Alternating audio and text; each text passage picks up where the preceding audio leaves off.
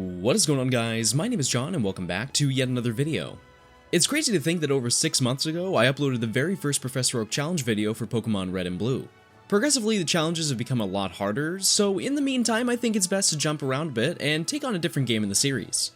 Today we're going to find out how easily you can complete Professor Oak's challenge in Pokemon Let's Go Pikachu and Eevee. So starting out, I want to mention a couple things. I see a lot of comments from you all saying that you really want to try this challenge in any of the games, but because of how daunting some of them can be, it's really hard to get in the swing of grinding for hours for relatively small results. I wanted to take on this challenge because it's pretty obvious that this is going to be the easiest out of the current games available, but I also wanted to give a guide that anyone can get into, regardless of your skill or endurance when it comes to Pokemon. I usually say this at the end, but I'd highly recommend giving this one a go, and I've included the spreadsheet that I made in the description below. If you have no idea what a Professor Oak challenge is, I've included a playlist for the other videos that you can check out in the top right of your screen to better understand what this is all about. Before we jump right in, let's once again go over the simple but very difficult rules. The main rule for this challenge is that you have to complete the Pokédex as much as you can before each gym. Pretty straightforward, but there's a lot more to it than you think. The second rule is that we can only use one copy of the game. This eliminates having to worry about limited time events or actions that require another Pokemon game. This includes stuff like trait evolutions, Mew, Meltan, and Melmetal.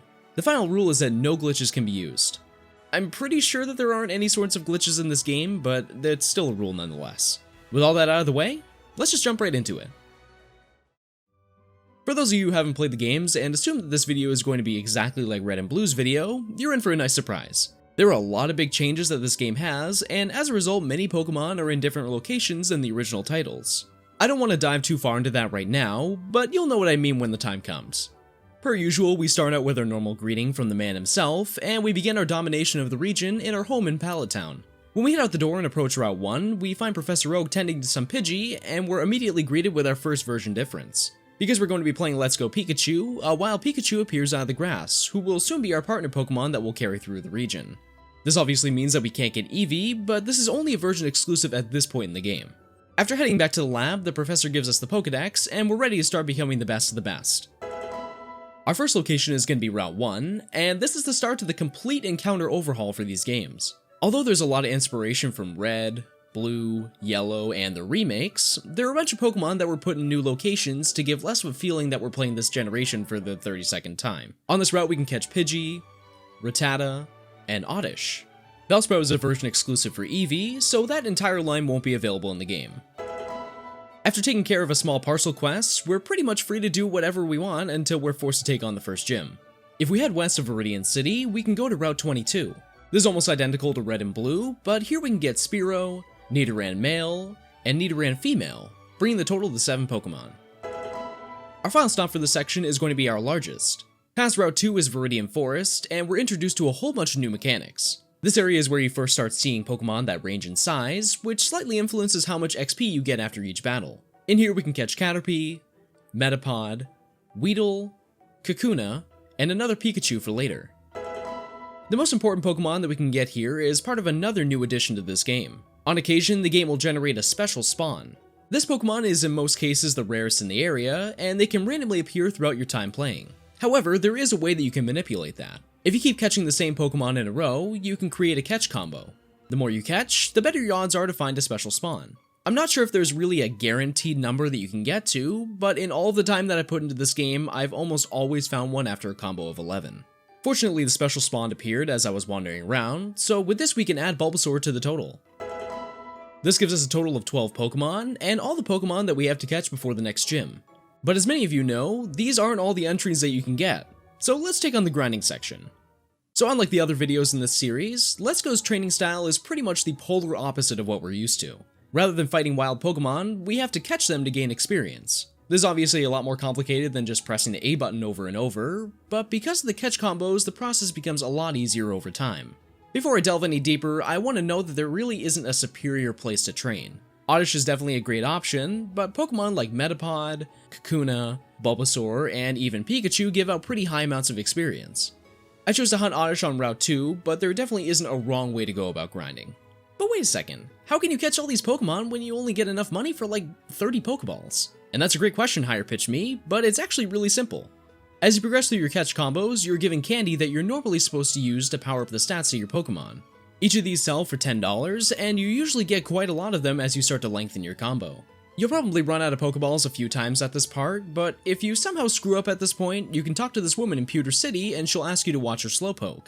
She'll come back and give you a big pearl, which will probably fund the later half of your evolutions. If you're not too concerned about burning through your money, you can gain a lot more experience by setting up a second player on your game. If you throw a Pokeball simultaneously, you'll receive extra experience for doing it. I'm sure some of you might find this cheating in some way, but every Switch comes with 2 Joy-Cons, so no one is really unable to do this. The final thing to note is that when you get your experience in these games, it increases as you build your combo, and your whole party receives it. It's also not divided between each Pokemon, so everyone earns the exact same amount. This makes it way easier to evolve Pokemon, but at the same time it makes it extremely hard to determine how long it took to evolve each Pokemon. So with all this in mind, after catching a total of 80 Oddish, we evolved Nidoran female to Nidorina, Nidoran male to Nidorino, Kakuna to Beedrill, Metapod into Butterfree, Oddish to Gloom, Rattata to Raticate, Spearow to Fearow, Pidgey to Pidgeotto, Pidgeotto to Pidgeot, Bulbasaur to Ivysaur, and finally Ivysaur into Venusaur. This brings the total to 23 Pokemon, as well as all the Pokemon that you can get before the first badge. This is only 2 more Pokemon than last time, but that'll change pretty quickly. Now let's take on the gym. When we enter the gym, we're greeted by the trainer coach, and this is once again another new mechanic. Each gym now requires that we complete a task to enter it, and at this one we have to show them a Grass-type Pokemon. After showing him that we have all of them, he lets us in to take on our first leader, Brock. His team is centered around Rock-type Pokemon, but because of how high level our team is, we could probably use anything and still win. After receiving the badge, we can meet up with Blue, and the person blocking the east side of the city will allow us to pass. This brings us to Route 3, where we can catch Sandshrew and Mankey, before reaching the entrance to Mount Moon. This location also has the version-exclusive Ekans and Eevee, so that line will also not be available. If you want to make the run a whole lot easier, it's important to heal up here, but we can also talk to this man and purchase a Magikarp for $500. This is the only location where you can find one in this section, so it's very important to not forget this one. Heading into Mount Moon, we can meet Team Rocket and slowly chase them through the mountain as we catch Pokemon. This is definitely the largest area in this section, as there are a ton of different encounter types that we have to deal with. On the first floor, I managed to catch Geodude and Zubat, before heading to the lower floors to fight some grunts. As you're making your way through, it's important to grab at least 2 Moonstones before leaving the area. All of them are hidden in select craters in the ground, and they respawn daily, so if you have trouble finding them, you can just wait until the next day and grab the same one. On the lowest floor, we were able to catch Paris and Clefairy before meeting the Fossil Maniac nearing the end of the path. After defeating him, he lets us choose one of the fossils that he dug up. Because almost everyone made fun of me for choosing the Dome Fossil last time, we're going to pick the Helix Fossil instead. We're not going to add it to the total until we revive it though. Right after this, we have another encounter with Jesse and James, and they make the poor choice of battling us. After sending them blasting off, I spent a little time trying to get the rest of the encounters for this section. The special spawn for Mount Moon is Chansey, which is also a special spawn for many other locations. This definitely has a lot of potential for future grinding sessions, so if you're having trouble leveling up, this could be a rewarding option. The last 2 Pokemon for this location are Onix and Clefable. Each of them have a 1% encounter rate on the bottom floor, so they should take a little bit of effort to find. A great way to speed up your encounters is to use the ladder over and over to reset all the spawns on the floor. This avoids the wait of having to sit there and watch the Pokemon walk around until they despawn. It took quite a while for Onix to appear, but in that time frame I managed to encounter 3 Clefable in a row. There were 2 Pokemon that spawned at the same time, but I honestly have no idea what the odds are for something like that to happen. After catching Onix, we're set to move to the next area. Upon exiting the mountain, we reach the east side of Route 4. Here we can catch Psyduck and Charmander as the special spawn. From here we can reach Cerulean City, which is the area for the next gym leader. Before we get to grinding and taking that on, we can access a couple more important areas. If we head north, we can fight a rival again, and then take on all the members of the Nugget Bridge. Route 24 and 25 meet at the end of this event, and both of them contain the same Pokemon that we need. I do recommend searching on Route 25 though, because you have a complete view of the Pokemon that are spawning. In the grass we can catch Venonat, and the special spawn for this area is Squirtle, which means you can have all 3 Kanto starters before you even take on the second gym. Pretty crazy. Getting to that level, however, does take a decent amount of effort, so to make this a lot easier, we're going to do a quick little trick to save a lot of time. If we replace our party with an extremely weak Pokemon and head into battle, we'll probably lose really badly. Because the game warps you to the Pokemon Center that you last healed at, we can move all the way back to the entrance of Mount Moon. This may seem like a waste of time, but there are a lot of reasons why this can be helpful. Once you exit Mount Moon on the other side, you're not supposed to be able to go back until you've progressed a lot farther in the story. This can fix issues like if you forgot a Pokemon, a Moonstone, or the Magikarp in the Pokemon Center. The main reason I did this was to chain Clefairy. In comparison to the other encounters at this point, they seem to give the most experience starting out, and they have a relatively solid spawn rate at the start. They appear a lot more frequently as you build your chain, so over time you can catch Clefairy that give out 1 to 3000 XP per battle. Chansey definitely give a lot more than that, but chaining special spawns, especially at this early in the game, is pretty difficult to pull off. But if you get lucky, I'm sure you could get upwards of 5000 doing that. After catching a whopping 73 Clefairy, I was able to take care of the evolutions I needed. This made it possible to evolve Sandshrew to Sandslash, Magikarp to Gyarados, Geodude to Graveler, Zubat to Golbat, Paras to Parasect, Mankey to Primeape, Venonat to Venomoth, Psyduck to Golduck, Charmander to Charmeleon, Charmeleon to Charizard, Squirtle to Wartortle, and Wartortle to Blastoise. The final two Pokemon for this section are our Moonstone evolutions. This allows us to evolve Nidorina to Nidoqueen, and Nidorino to Nidoking. This brings a total of 51 Pokemon that you can get with only one badge, but Eevee still has one more because of, well, Eevee. It's still pretty interesting that although you have way less access to areas than Red and Blue at this point, you can still get up to 5 more Pokemon. But now is the fun part. Let's check out the next section. Like I said earlier, the next gym leader that we have to take on is going to be Cerulean City's Misty. The requirement to get into this gym is to have a Pokemon at level 15, so I think we won't have a problem with that. After defeating her and collecting the badge, we can head back to Route 24 and enter Bill's cottage. Once we save him from being a Pokemon forever, he hands us the tickets to ride on the SS Anne. From here we can head inside the house that was being guarded by Officer Jenny to progress to the rest of the story. This leads to the outskirts of the city, and if we head south of here we can go to Route 5. On this route we can catch Jigglypuff and Growlithe, and we'll have to come back here later to get a couple more of them. The Eevee exclusive Vulpix is also here, which means that Ninetales is also not going to be catchable. From here we can take the tunnel underground and reach Route 6, which has the same encounters, but I managed to catch Abra, bringing the total to 54 Pokemon. Upon reaching Vermilion City, we're presented with a ton of different directions that we can go. Before we do any more catching, we're going to go ahead and take care of the SS Anne events. Although this is a huge ship, all that you really have to do is fight your rival, so you can get through this in like 3 minutes. If we head into the captain's room, we're presented with yet another new feature. Now in the other games, the captain is supposed to give you the HM for cut, and this will let you access the Vermilion City gym that's blocked off by a tree. However, in these games, the HM feature was replaced with what I'd like to call partner Pokemon abilities. They all still function the same way. You can fly, surf, illuminate caves, the usual stuff. The major difference here though is that these techniques aren't locked behind gyms. If you thought Red and Blue was ridiculous, oh boy, you're in for a treat. After watching the ship set sail, we head to Diglett's cave to catch Diglett and Dugtrio, before going to Route 11 to catch Drowsy and Mr. Mime to finish off the catches for this area of the map. Although it seems like the only thing left to do is take on the gym, we still have plenty more things that we can do. If we head all the way back to Cerulean City and go east, we can reach the tree blocking access to Route 9. Because we're able to pass through here now, we can skip the Vermilion Gym for the time being. After completing the events with the Grunts and Lorelei, we can enter Rock Tunnel, where almost every Pokemon here is a new encounter. Because we can't grab the ability to see in dark caves, this can be a little difficult to see all the Pokemon that you're looking for. In here we can catch Rhyhorn, Cubone, Machop, and Kangaskhan, who is a 1% encounter for this area. After traversing through the dark, we reach the other side of the cave, which then leads to Lavender Town. If we go into the Pokemon Tower, we can have another battle with our rival, and then get scared off by the ghost when we try to head up. Because we're blocked off in every other direction, we're pretty much forced to head west to Route 8. Here we can access an underground tunnel that will eventually bring us to Celadon City. In the middle of the city, we can meet up with Brock, who gives us tea that we can give to the guards to make traveling a whole lot easier. Before we do that though, we're going to take on all the events in the game corner. This is essentially the same as the originals, but there is an additional cutscene and a few battles that make this take a bit longer. After defeating Archer and Giovanni in the basement, he gives us a Silph Scope to let us access more of the Pokemon Tower. As we're leaving the building, we can talk to this man who will teach Pikachu the ability to fly.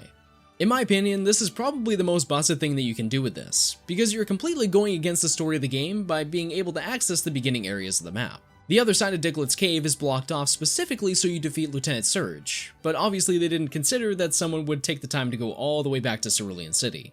From here we can head to the Pokemon Tower and use our new device to climb to the top of the building. After saving Mr. Fuji from Team Rocket and leaving the building, he gives us a Pokeflute as a reward. If we head back to the tower, we can catch Ghastly and Haunter, bringing the total to 64 Pokemon.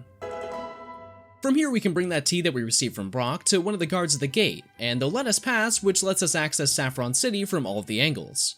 This obviously has another gym, but instead we're going to hunt down Team Rocket again at the Sylph Company. This is the largest building in the game, and there are a ton of rooms that contain items that sell for a pretty high price. If we grab the card key, we can head to the 7th floor and talk to this man who will thank us for coming to stop Team Rocket, and give us a Lapras. These are also a special spawn in some of the water areas, but it's obviously much easier to do it this way. After defeating Giovanni in the basement, we progress to Celadon City and go west to Route 16. If we use a Pokeflute on Snorlax, we can try to catch one. This is also a new mechanic, as the static encounters in these games have to be defeated before you can catch them. This is essentially the raids from Pokemon Go, and this is by far the easiest one out of the bunch. You can make this a lot easier by using 2 players, but I felt that it would have made this way too easy. After a couple throws, we can add Snorlax to the total. Because it was completely blocking this side of the road, we can now access the former bike path, Route 17. On this long strip, we can catch Ponyta, Rapidash, Doduo, Dodrio, and finally 3 Eevee to even out both games. At this point, I realized that I didn't even finish the events in the Sylph Company, so I flew back to Saffron City to take care of that. After heading to the top floor and defeating Giovanni again, the president of the company will give us a Master Ball that we'll make good use of later. When we exit the building, if we go near the Pokemon Center, another man will thank us for clearing out the building and give us his Porygon. From here we can head all the way back to Route 17, which eventually leads to Fuchsia City. Now we can do the most ridiculous thing in this entire challenge. If we talk to this man near the Pokemon habitats, he offers to teach our Pikachu how to surf. Now compared to the previous games, this is basically the last location that you can reach with only 2 badges in red and blue. But because the techniques aren't locked to the gyms, we can surf just about everywhere. Before we add on to all these new locations, let's take care of the rest of the land locations. If we head east to Fuchsia City, we can go to Route 15. This area and the previous are the only locations where you can catch Tauros and Scyther, but Pinsir is also available as a version exclusive for the other game. To avoid battling all the trainers on this route, you can fly back to Vermilion City and head east to access the coastline of Kanto. In the small patch on Route 12, we can catch Krabby, Kingler, and Farfetch before using our new surf technique to capture the rest. In the water, we can grab Horsey, Seadra, Tentacool, and Tentacruel. The last 2 land locations require us to go back to the first few locations in the game. On Route 6, we can catch Goldeen and Seaking, and all the way back on Route 22, we can catch Poliwag and Poliwhirl, which brings us to a whopping 85 Pokemon. That's even before evolutions, but we still have quite a few more new locations to take on. If we go back to the Rock Tunnel area, we can head down to the surfing path and catch Dratini, before going into the power plant to grab a bunch of electric types. Here we can catch Voltorb, Electrode, Grimer, Muck, Magnemite, Magneton, and Electabuzz. The last version exclusives that we can't catch are Coughing and Wheezing, which is probably the lowest amount of unobtainable Pokemon out of any game so far. The last Pokemon that we have to grab here is everyone's favorite electric bird, Zapdos. Just like Snorlax, we have to fight it before we can catch it, and although we have a pretty high level team, it's still a really tough fight. Because Electrode was a pretty high level, I was able to self-destruct to finish it off, but catching it is a whole nother story.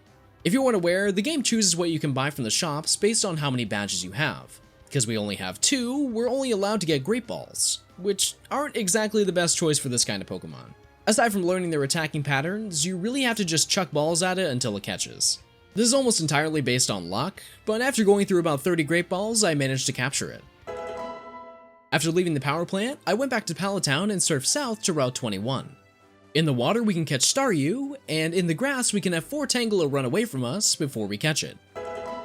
At this point, I realized I once again forgot another thing, so I flew to Pewter City to grab the old Amber from the scientists, before heading back down the route to Cinnabar Island. If we go into the laboratory, another scientist will restore the 2 fossils that we had earlier.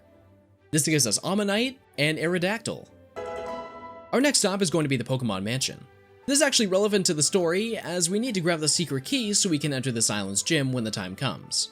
If we run around in the basement for a bit, we can also catch Magmar and Ditto, which brings us to an even 100 Pokemon. The last catching location we're going to take on is going to be the Seafoam Islands. If you haven't already, you're going to want to get the partner technique for strength in Fuchsia City, because that will prevent you from getting one more special Pokemon. This area has a small puzzle that requires you to move boulders around, and in my opinion, it is way easier than the originals by far. As you make your way through, you can catch Slowpoke, Slowbro, Seal, Dugong, Shelder, and Jinx. After you block off the current, you can surf to a small island to catch the next legendary, Articuno. In comparison to Zapdos, this was insanely easy to defeat. I think it would have been much smarter to do this one first, but the catching portion took just as long, so I guess in the long run it didn't matter too much. The final Pokemon that we have to grab for this section is going to be all the way over in Saffron City Dojo. After defeating all the members and the Karate King, he allows us to choose one of the two Pokemon behind him. I decided to take Hitmonlee, but there really isn't a bad option because you probably won't use them anyways. Now it's time to grind out all of our catches. Although we've caught more Pokemon than the first two sections combined, there are actually less Pokemon that we have to level up for this section. Once again, there isn't a definite spot to grind, but I found that the Cinnabar Mansion yielded the most XP for more common encounters. I chose to make a catch combo for Magmar, but Muck or Weezing, depending on your version, appear just as frequently. If you get the combo going, I found that you can get upwards of 6,000 to 8,000 experience per battle, but most of the time you'll probably get around the 3,000 to 4,000 range. At this point, I really got into the rhythm of timing my throws, and I really didn't even have to pay a lot of attention to... Oh no. Well, that's gonna make things a lot more difficult. After chaining 46 Magmar, I evolved Omanyte to Omastar, Cubone to Marowak, Drowsy to Hypno, Machop to Machoke, Rhyhorn to Rhydon, Abra to Kadabra, Dratini to Dragonair, and Dragonair into Dragonite. The last Pokemon that we need to evolve are the Stone evolutions, but before I did that, I went back to Route 6 and caught another 4 Growlithe. If we go to Vermilion City and talk to this man, he'll give us a Persian as a reward. When it comes to acquiring the evolution stones, almost all of them can be purchased at the Celadon department store, but it's important to grab the final Moonstone from the girl in Saffron City. With all these items gathered, we can evolve Growlithe to Arcanine with the Firestone, Jigglypuff to Wigglytuff with the Moonstone, Eevee to Vaporeon with the Waterstone, Eevee to Jolteon with the Thunderstone, Eevee to Flareon with the Firestone, Poliwhirl to Polygrath with the Waterstone, Staryu to Starmie with the Waterstone, Pikachu to Raichu with the Thunderstone, Gloom to Vileplume with the Leafstone, and Shelter to Cloyster with the Waterstone. This brings us to a total of 127 Pokemon, with only 2 badges. I don't think I've ever broke a game this hard in my entire life. This gives us 22 more Pokemon than Red and Blue for this section, and at this point we've basically have the entire dex. I really don't think they planned for this to happen through regular gameplay, but here we are. There's still some more Pokemon that we have to grab, so let's check out the next section. At this point, the only locations that we're unable to get to are locked behind parts of the story, so we have to go take care of that before we can catch anything else. After absolutely destroying Lieutenant Surge, Erica, Sabrina, and Koga, we're given a total of 6 badges. If we head back to Viridian City and go towards the Pokemon League, we can go through 6 of the gates and reach the grass right in front of Victory Road. In this area we can catch Execute, and with a Leaf Stone we can evolve it into Exeggutor. This brings us to 129 Pokemon, which is the most that you can have with 6 badges. The next group of Pokemon require us to go into Victory Road, so we're going to have to take care of the rest of the gym leaders to progress. Once we defeat Blaine and Giovanni for the 14th time, we're granted access so we can collect the last 2 story-based Pokemon. The only spawning Pokemon that we need is the other dojo Pokemon that we didn't grab. Both of them are special spawns on different floors, and after about 2 minutes we can add Hitmonchan to the total. Nearing the end of the cave, we can take a ladder that will then lead us to the final legendary bird, Moltres. Because Rhydon completely walls it, I was able to knock it out in 1 hit, and it only took a couple minutes to catch. Now that we've caught everything for now, it's time to take on the Indigo Plateau. If you've seen any of the other challenges I've done in this series, this is oddly enough a roadblock for most games, as most of your Pokemon that you caught are only at the level that they evolve, and very few Pokemon actually evolve near the levels that the leaders use here. Fortunately enough, because our team levels up all at the same time, I managed to get a couple Pokemon to level 60 while I was training Dragonite. Once we clear through Lorelei, Bruno, Agatha, Lance, and then our rival, we're all done with the main story. Would you be surprised if I said there were more Pokemon in the post-game? Let's check out the next section. Upon defeating the Indigo Plateau, we unlock a few new things right when we leave our house. We now have the ability to fly high over cities and routes, but the big addition that we're looking for is the ability to enter the Cerulean Cave. In comparison to the other Gen 1 titles, this area is a lot less complicated to traverse through, and thankfully there aren't too many new Pokemon to collect. If we go to the top floor, we can walk around and pick up items from these glowing spots. In the center of the room, there's a giant crystal that we can interact with. The item is random every time that you start the game, but if you keep restarting, you'll eventually find the other fossil that you didn't pick up in Mount Moon. During this process, I also managed to catch a Lickitung on this floor. If you bring the dome fossil to the scientist, he'll give us Kabuto. Because they only require one level to evolve, I used a rare candy to turn it into Kabutops. Now it's time to take on our greatest challenge. If we follow the path to the lowest floor of the cave and surf on the water, we'll eventually reach the platform to Mewtwo. Being that it's stronger than literally every other Pokemon I've collected at this point, this was a pretty tough battle to plan out. After a few attempts, I ended up using my Hypno to tank all the Psychics until he ran out, and then I switched to Rhydon to finish him off. Because you only have 5 minutes to finish, and it knows Recover, odds are you're gonna be there for a bit. Once you get around to the catching part, you're probably going to have a rough time if you wasted your Master Ball like I did. Obviously Ultra Balls are a big help, but I'd also suggest trying to get as many Raspberries as you can, because they can definitely... No way. It happened again. I literally can't script this kind of stuff. I was cackling in my office for a solid 5 minutes when this happened, but this was literally the perfect end to this challenge. With this, we've caught a total of 135 Pokemon, and have successfully completed Professor Oak's challenge for Let's Go Pikachu and Eevee. But how did I do?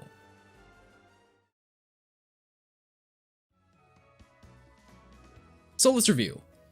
As I said in the beginning of the video, this challenge wasn't really intended to be difficult in any way. I really wanted to do this because I think that a lot of you assume that the Professor Oak challenge requires weeks of grinding to get even the smallest sections of the game done. And while that may be true for a lot of them, I feel like this is the perfect game to get into this challenge. It really should only take you a week at most to finish if you play a little bit every day, and on top of that, you can show off to your friends that you caught almost every Pokemon in the region with only 2 badges.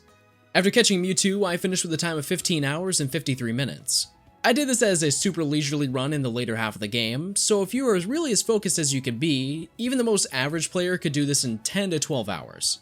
Even though we caught all the Pokemon in one copy of the game, there are still 18 Pokemon that aren't available. These are the version exclusives, the trait evolutions, and the 3 mythicals in the game. Overall, a pretty small selection of Pokemon, and they're all relatively easy to trade for. I really suggest taking on the challenge for this game because I personally feel like it gives a lot more life to this side of the series.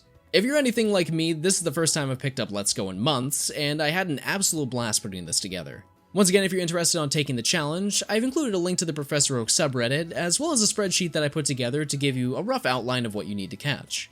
If you do complete it, tweet it out and tag me at JohnstoneYT.